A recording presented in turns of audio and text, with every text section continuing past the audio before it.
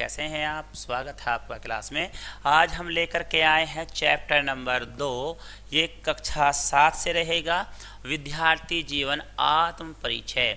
ठीक है, ये कक्षा 7 के लिए आत्म परिचय है, विद्यार्थी जीवन पर दर्शाया गया है। ठीक है, तो शुरुआत करेंगे, इसमें पढ़ेंगे अभ्यास ज्ञान के साथ में। महात्मा गांधी का नाम सभी ने सुन रखा होगा। गांधी जी पूरे देश में बापू के नाम से जाने जाते हैं। ठीक है, यहाँ गांधी जी ने अपने बचपन की यादों को एक प्रसंग के रूप में स्वयं शब्दों में व्यक्त किया है। उन्होंने सरल और व्यवहारिक भाषा में स्कूल के अध्यापकों को और अन्य शिक्षा संबंधी बातों को अत्यंत प्रभावशाली ढंग से व्यक्त किया है। वाक्यों की सरलता और संगठन से ऐसा प्रतीत होता है मानो आज की ही बात है।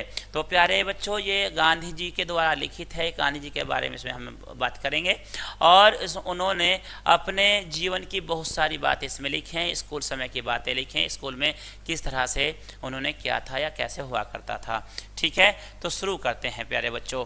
हाई स्कूल में मैं मूर्ख नहीं माना जाता था। शिक्षकों का प्रेम संपादन हमेशा करता रहता।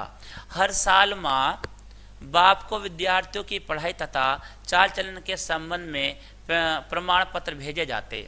उनमें से किसी भी दिन मेरी पढ़ाई या चाल चलन की शिकायत नहीं की गई। दूसरे दर्जे के बाद क्रमश इनाम भी पाए और 5वें तथा 6ठे दर्जे में तो क्रमश 4 रुपये और 10 रुपये मासिक की छात्रवृत्ति भी मिली। अब देखिएगा इसमें क्या कहने चाहते हैं कि जब वह पहले दर्जे से दूसरे दर्जे में आए तो उन्हें क्या मिलता था, इनाम मिला करते थे। ठीक है, और उसके बाद में जो 5वें 6ठे दर्जे में आए तो उन्हें आकर के वहाँ पर स्कॉलरशिप भी मिलनी शुरू हो गई थी पढ़ने के लिए।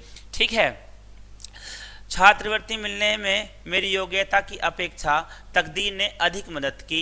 ये छात्रवृत्तियां सब लड़कों के लिए नहीं थीं और उस समय 40-50 छात्रों की कक्षा में सोरठ प्रांत के विद्यार्थी बहुत नहीं हो सकते थे। ये सोरठ प्रांत जो पड़ता है प्यारे बच्चों, ये गुजरात और महाराष्ट्र का कुछ भाग होता है जिसे सोरठ प्रांत कहते हैं। ठीक है, मराठा प्रांत आपका जो रहेगा वो महाराष्ट्र होता है। ठीक है, तो कह रहे हैं कि उस समय 40-50 छात्रों की कक्षा में सोरठ प्रांत के विद्यार्थी बहुत नहीं हो सकते थे। अपनी तरफ से तो मुझे यह याद है कि मैं अपनों को बहुत योग्य न समझता था। ठीक है, मैं कह रहे हैं अपने को बहुत योग्य न समझता था। इनाम अथवा छात्रवृत्ति मिलती तो मुझे आश्चर्य होता, परंतु हाँ, अपने आचरण का मुझे बड़ा ख्याल रहता था। सदाचार में यदि चूक होती तो मुझे रोना आ जाता। यदि मुझसे कोई ऐसा काम बन पड़ता कि जिसके लिए शिक्षक को उल्हाना देना पड़े अथवा उनका ऐसा ख्याल भी हो जाए तो वह मेरे लिए असहाय हो जाता। मुझे याद है कि एक बार मैं पिटा भी था। अब देखिएगा, वो कहते हैं कि बचपन में जो है मैं शिक्षकों के साथ अच्छा खासा सम्मान करता था और वो मुझे प्रेम करते थे। ठीक है, और मुझे बड़ी अच्छी खासी छात्रवृत्ति मिलती थी। मुझे विश्वास नहीं था अपने ऊपर कि मुझे छात्रवृत्ति मिलेगी, लेकिन मुझे मिलती थी तो मैं फिर स्वीकार भी करता था। लेकिन कभी मेरी पिटाई तो नहीं हुई, लेकिन एक बार का मुझे याद आता है कि एक बार मेरी पिटाई हुई है। ठीक है, परंतु इस बात का महादुख हुआ कि मैं इस दंड का पात्र समझा गया, क्योंकि अब इस बात का उन्हें दुख भी हुआ कि जो है उन्हें इस पात्र का पात्र माने बर्तन होता है या उसको करने वाला होता है कि उसका जो है उसे कसूरवार माना गया और उन्हें दंड दिया गया। मैं फूट फूट कर रोया। फूट फूट कर रोने का मतलब मैं अच्छा खासा रोया, बहुत अच्छे से दहाड़ मार के रोया मैं।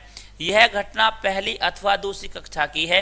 उस समय दोरावजी एदलजी गीमी हेडमास्टर थे। वे विद्यार्थी प्रिय थे क्योंकि वे नियमों का पालन करवाते, विधि पूर्वक काम करते और काम लेते तथा पढ़ाई अच्छी कराते थे। देखिएगा, वो जो है विद्यार्थी प्रिय थे, यानी कि विद्यार्थी प्रिय का मतलब है प्यारे बच्चों कि विद्यार्थियों से बहुत प्रेम करते थे, क्योंकि वो सारे काम समय पे कराते थे और बड़े नियम से चलते थे। ठीक है, उनका पालन भी करवाते थे। ठीक है, उन्होंने ऊंचे दर्जे के विद्यार्थियों के लिए कसरत व क्रिकेट लाजमी कर दिए थे। मेरा मन उसमें न लगता था। लाजमी होने के पहले तो मैं कसरत, क्रिकेट या फुटबॉल में कभी न जाता था। न जाने में मेरा झेपूपन भी एक कारण था। अब मैं देखता हूँ कि कसरत और अरुचि मेरी भूल थी। उस समय मेरे ऐसे गलत विचार थे कि कसरत का शिक्षा के साथ कोई संबंध नहीं है। देखेगा सब जो बच्चे हैं क्रिकेट खेलने जाया करते थे और भी खेल खेला करते थे और कसरत भी क्या करते थे, लेकिन मैं ऐसा नहीं करता था। मैं सोचता था कि इसका कोई योगदान नहीं है, न इसका कोई फायदा हो और शिक्षा से तो इसका कोई संबंध है ही नहीं। लेकिन मसला ये है कि ये मेरी भूल थी जो मैंने ऐसा किया। ठीक है, आगे बढ़ेंगे। आगे चलकर कहते हैं, आगे चलकर मैंने समझा कि व्यायाम अर्थात शारीरिक शिक्षा के लिए भी विद्या अध्ययन में उतना ही स्थान होना चाहिए जितना मानसिक शिक्षा का है। यानी कि वो कहना चाहते हैं कि हमें जितना हम मानसिक स्तर से अध्ययन करते हैं उतना हमें शारीरिक रूप से भी अध्ययन करना चाहिए। ठीक है, फिर भी मुझे कहना चाहिए कि कसरत में न जाने से कोई नुकसान न हुआ।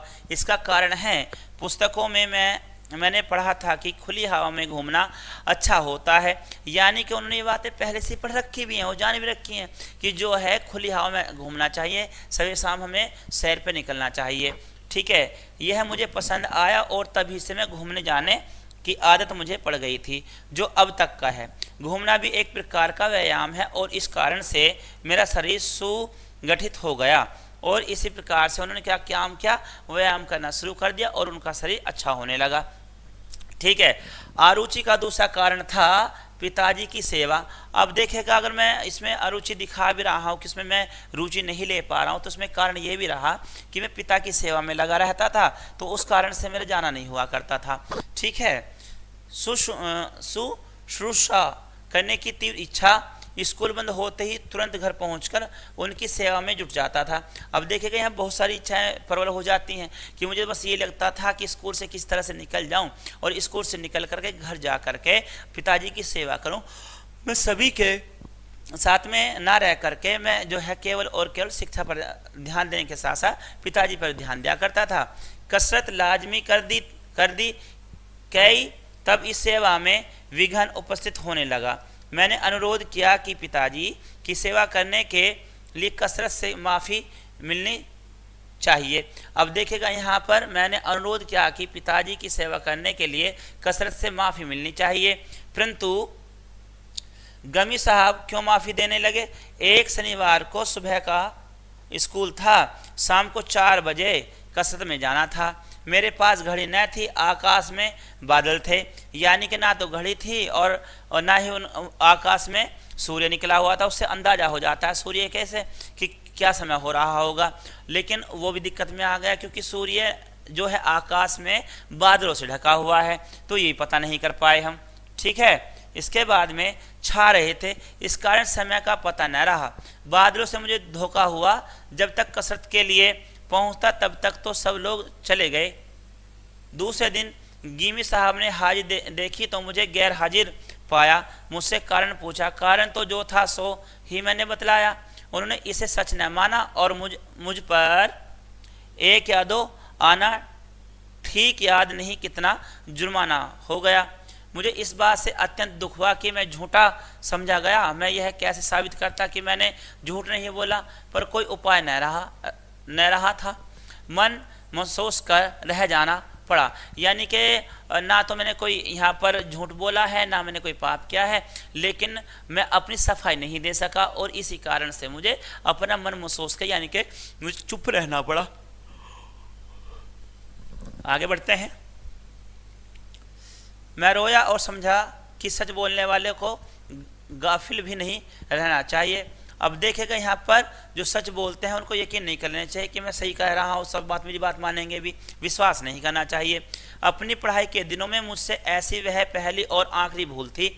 मुझे कुछ स्मरण है कि अंत में मैं जुर्माना माफ़ करा पाया था। अब मुझे ये बात भी याद आ रही है कि मैंने जो जुर्माना मुझ पर लगा था, मैंने बाद में उसे जो है जुर्माने को माफ़ भी करवा लिया था, जुर्माना मुझे देना नहीं पड़ा था।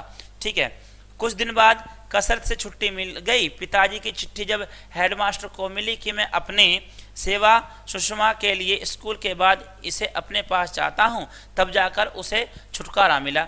यानी कि उन्हें यह विश्वास नहीं था कि इसके पिताजी बीमार हैं बच्चे के, ये झूठ बोल रहा है। लेकिन जैसे ही उन्हें घर से पत्र मिला हेडमास्टर साहब को, तो उन्होंने क्या क्या उसका जुर्माना भी माफ़ कर दिया। समझ गए कि यह बच्चा झूठ नहीं बोल रहा था। व्यायाम की जगह मैंने घूमना जारी रखा।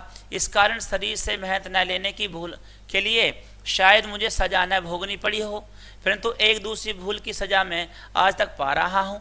पढ़ाई में सुलेख होने की जरूरत नहीं, यह कुबुद्धि मेरे मन में जाने कहाँ से आ गई थी, जो ठेठ विलायत जाने तक रही। फिर और खासकर दक्षिण अफ्रीका में, जहाँ वकीलों के और दक्षिणी अफ्रीका में जन्मे और पढ़े युवकों के मोती के दाने की तरह अक्षर देखे, तब तो मैं बहुत लज्जाया और पछताया। मैंने देखा कि खतलेख का खराब होना अधूरी शिक्षा की निशानी है। मैंने पीछे से अपना लेख सुधारने की कोशिश भी की, परंतु पक्के घड़े पर मिट्टी कब तक चढ़ सकती है।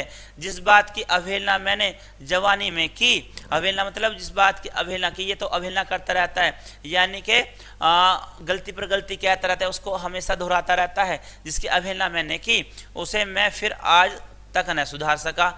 हर एक नवयुग और युवती मेरे उदाहरण को देखकर मुझसे कि अच्छा खत विद्या का आवश्यक अंग है, खत सुधारने के लिए लेखन कला आवश्यक है। मैं तो अपनी यह राय बता रहा हूँ कि बादलों को आलेखन कला पहले सीखनी चाहिए। जिस प्रकार पक्षियों और वस्तुओं आदि को देखकर बालक उन्हें याद रखता है और आसानी से पहचान लेता है, उसी प्रकार अक्षरों को भी पहचानने लगता है। और जब आलेखन कला सीखकर चित्र इत्यादि निकालना सीख जाता है, तब यदि अक्षर लिखना सीखे तो उसके अक्षर छापे की तरह हो जाते हैं।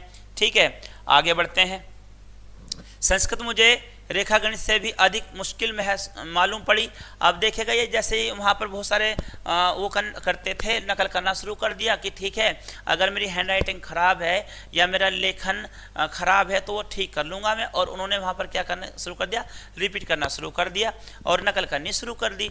लेकिन उसके बाद जब बात आई संस्कृत की, तो संस्कृत उनके लिए इतनी हार्ड थी कि वो गणित को वहाँ पर इजी मान रहे थे। ठीक है, तो आगे बढ़ते हैं। रेखा गणित में तो रटने की कोई बात न थी, परंतु संस्कृत में मेरी दृष्टि से सब रटना था। यह विषय भी चौथी कक्षा से शुरू होता था। छठी कक्षा में जाकर मेरा दिल तो बैठ गया। संस्कृत शिक्षक बड़े सरल आदमी थे। सरल मतलब बहुत सीधे सादे व्यक्ति थे। विद्यार्थियों को बहुत पढ़ा देने का लोभ उन्हें रहा करता। संस्कृत वर्ग और फारसी वर्ग में एक प्रकार की प्रतिस्पर्धा सी रहती थी। फारसी के मौलवी साहब नरम आदमी थे। विद्यार्थी लोग आपस में बात करते कि फारसी बड़ी सरल है और मौलवी साहब भी भले आदमी हैं। अब यहाँ सीखने का नंबर आ गया फारसी भाषा, यानी कि फारसी और अरबी फारसी की बात करें तो ये ऐसे होता है जैसे उर्दू के अल्फाजों से निकल करके आती है। ठीक है, विद्यार्थी जितना याद करता है उतने पर ही वह निभा लेता है। बालक को स्वभाव सहज होने की बात से मैं ललचाया और एक दिन फारसी के दर्जे में जाकर बैठा। अब मेरे मन में ये वाली जिज्ञासा आ गई कि चलो भाई ठीक है, मैं फारसी सीख लेता हूँ, बड़ा आसान रह जाएगा। और जा करके कहाँ बैठ गए, संस्कृत को छोड़ करके फारसी क्लास में जा करके बैठ गए। आगे बढ़ते हैं। संस्कृत शिक्षक को इससे दुख हुआ। उन्होंने मुझे बुलाया और कहा, तुमको जो कठिनाई हो सो मुझे बताओ। मैं तो समस्त विद्यार्थियों को अच्छी संस्कृत पढ़ाना चाहता हूँ। आगे चलकर तो उसमें रस की घूंट मिलेगी। तुमको इस तरह निराश न होना चाहिए। तुम फिर मेरी कक्षा में आकर बैठो। मैं शर्मिंदा हुआ, शिक्षक के प्रेम की अवहेलना न कर सका। आज मेरी आत्मा कृष्ण शंकर मास्टर का उपकार मानती हैं, क्योंकि जितनी संस्कृत मैंने उस समय पढ़ी थी, यदि उतनी भी नहीं पढ़ी होती तो आज मैं संस्कृत शास्त्रियों का जो आनंद ले रहा हूँ वह न ले पाता। बल्कि मुझे तो इस बात का पश्चाताप रहता है कि मैं अधिक संस्कृत न पढ़ सका, क्योंकि आगे चलकर मैंने समझा कि किसी भी बालक को संस्कृत का अच्छा अध्ययन किए बिना नहीं रहना चाहिए।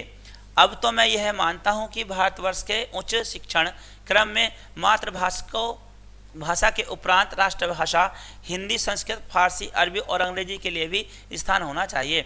अब देखिए मातृभाषा की बात यहाँ पर आ गई है। कह रहे कि अब तो मैं ये मानता हूँ कि जब मुझे संस्कृत से डर लगता था, लेकिन अब मुझे ऐसे लगता है कि हमारी मातृभाषा में ये गिनी जानी चाहिए। ठीक है, इतनी भाषाओं की गिनती से किसी को डर जाने की जरूरत नहीं। यद्यपि विधिपूर्वक भाषाएं पढ़ाई जाएं और सब विषयों पर अध्ययन अंग्रेजी के द्वारा कराने का बोझ हम पर न हो, तो पूर्वोक्त भाषाओं भार रूप न मालूम हो, बल्कि उनमें बड़ा रस आने लगे। फिर जो एक भाषा को विधि पूर्वक सीख लेता है, उसे दूसरी भाषाओं का ज्ञान सुगमता से हो जाता है। यानी कि अगर आपने एक बार एक भाषा पर सरलता से विजय प्राप्त कर ली या कठिन लहजे से प्राप्त कर ली, तो आपको दूसरी भाषा सीखने में परेशानी नहीं होगी। ठीक है, आगे बढ़िएगा। सच पूछिए तो हिंदी, गुजराती, संस्कृत इन्हें एक ही भाषा माना चाहिए। यही फारसी और अरबी के लिए कह सकते हैं।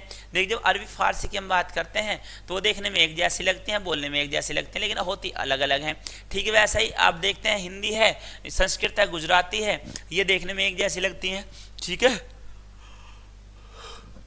6-7 वर्ष की उम्र से लेकर 16 वर्ष तक विद्या अध्ययन किया, परंतु स्कूल में कहीं धर्म शिक्षा न मिली। फिर भी वायुमंडल से तो कुछ ना कुछ धर्म प्रेरणा मिला करती थी।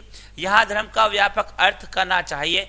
धर्म से मेरा अभिप्राय है आत्मा साक्षात्कार से, आत्मा ज्ञान से। वैष्णव संप्रदाय में जन्म होने के कारण बार बार हवेली जाता था, परंतु उसके प्रति श्रद्धा उत्पन्न न हुई। हवेली का वैभव मुझे पसंद न आया। अब देखेगा ये जो ना बात किस में आ गई है कि अब जो ना धर्म के प्रति उजागर होने की, उसके बारे में जानकारी लेने की आ गई है, तो वह उन्होंने श्रद्धा रखना शुरू कर दिया। अब के लिए आत्म साक्षात्कार से, आत्मज्ञान से।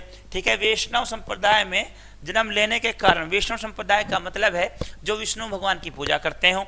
ठीक है, के कारण बार बार हवेली जाता था, परंतु उसके प्रति श्रद्धा उत्पन्न न हुई। हवेली का वैभव मुझे पसंद न आया।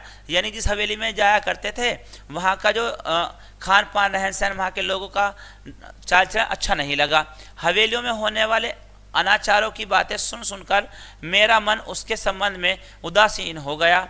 वहाँ से मुझे कुछ धर्म प्रेरणा न मिली। मैं सीखने यह जाता था कि मुझे धर्म से प्रेरणा मिलेगी और कुछ सीखने के लिए मिलेगा, परंतु जो चीज़ मुझे हवेली से न मिली वह अपनी दाई के पास से मिली। वह हमारे कुटुंब में पुरानी नौकरानी थी। उसका प्रेम मुझे आज भी याद आता है। मैं पहले कह चुका हूँ कि मैं भूत प्रेत से डरा करता था। रंभा ने मुझे बताया कि उसकी दवा राम नाम है। राम नाम जो आज मेरे लिए अमोघ शक्ति बन गया है, उसका कारण यह है रंभा दाई का बोया हुआ बीज ही है। देखिए मुझे जो है किससे लगता है, भूत से डर लगता है। और यहाँ रंभा भाई जो है वो सब बातें करते कि राम नाम की अमोघ शक्ति है। ठीक है, आगे बढ़ेंगे। मैं अच्छी तरह इस बात को अनुभव कर रहा हूँ कि बचपन में बड़े शुभ अशुभ संस्कार पड़े गहरे हो जाते हैं, और इसीलिए यह बात अब मुझे बहुत खल रही है कि लड़कपन में कितने ही अच्छे ग्रंथों का स्वर्ण पठन न हो पाया। तो प्यारे बच्चों, ये था आपका गांधी जी के द्वारा, स्वयं के द्वारा लिखा हुआ एक जीवन परिचय था उनका अपना। तो उन्होंने अपने बारे में अपने बचपन की कहानियां बताई, ये आपने समझी, और किस तरह से हमारे राष्ट्रपिता महात्मा गांधी जी ने कैसा कैसा जीवन जिया है। मिलते हैं अगली क्लास में, तब तक के लिए good day, good luck, good bye, जय हिंद।